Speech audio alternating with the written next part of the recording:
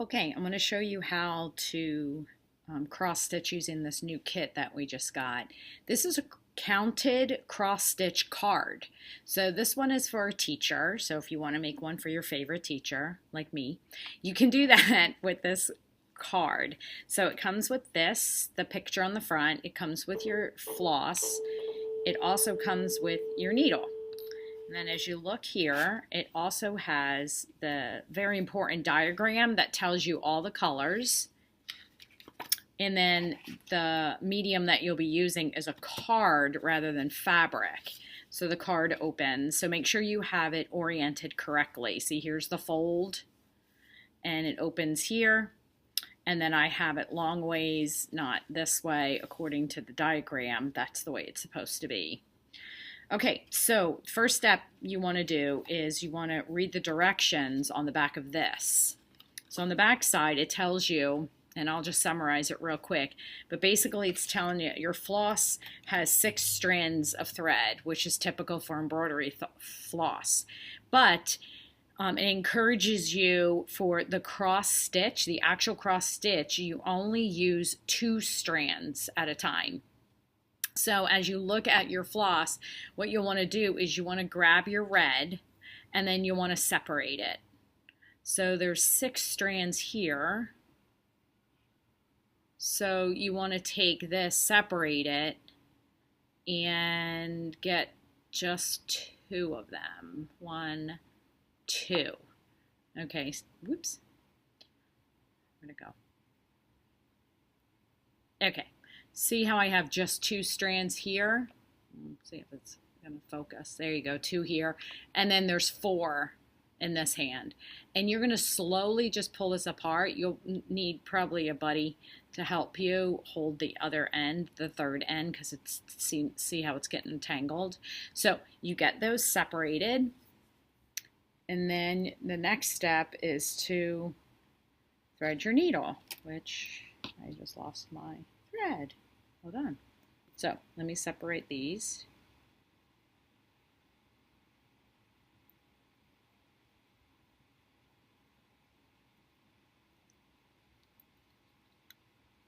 Okay, and there's my 2. And here's how I thread a needle, because everybody seems to think I've got the magic touch, but I really don't.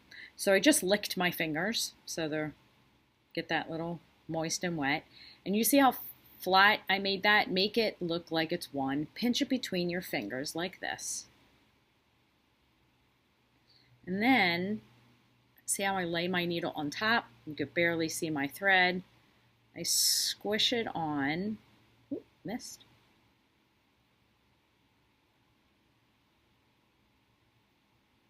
Having a hard time. No pressure.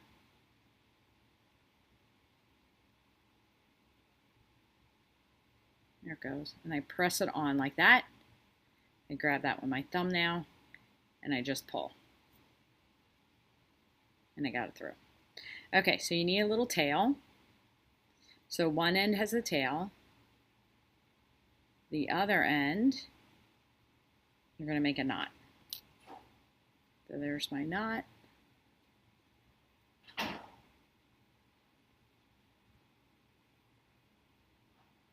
Ta-da. Okay, then it tells you where to start. So as I'm looking here, you need to find the center spot.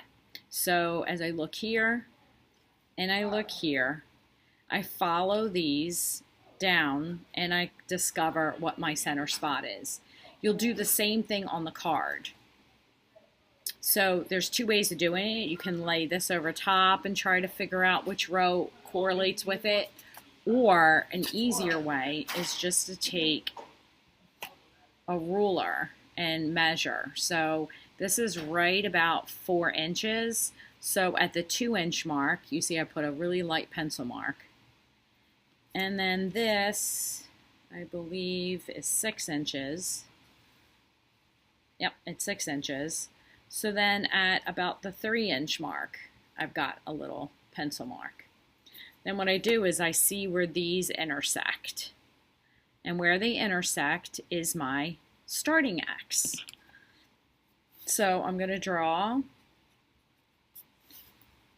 see, across here, bring it down, and this is my starting X. So I'm just going to put a light pencil mark right there.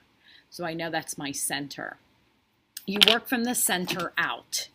So in this picture where it's all done, you're going to start in the center of the apple, and then you're going to work outward, whichever direction that you're comfortable with.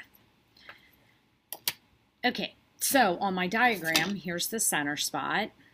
The center spot is indicated by that heart, and that heart tells me what color thread that I'm using, and that is right here. So right here is the heart, and that is bright Christmas red. So I have to use this right here for the heart. So then I go up here, I put it in the back of this, I pull through to the knot, and then I make my diagonal. There we go.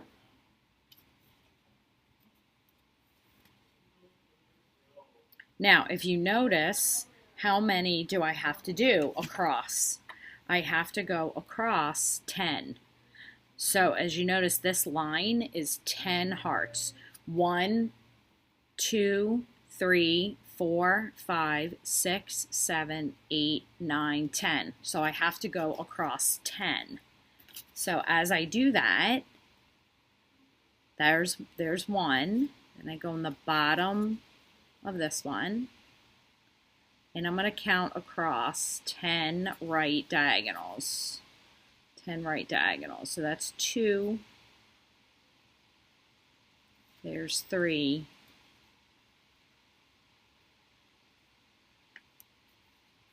Okay, so I go across till I hit number 10, and after I hit number 10, which will be over here somewhere, I'm going to come back and complete those X's.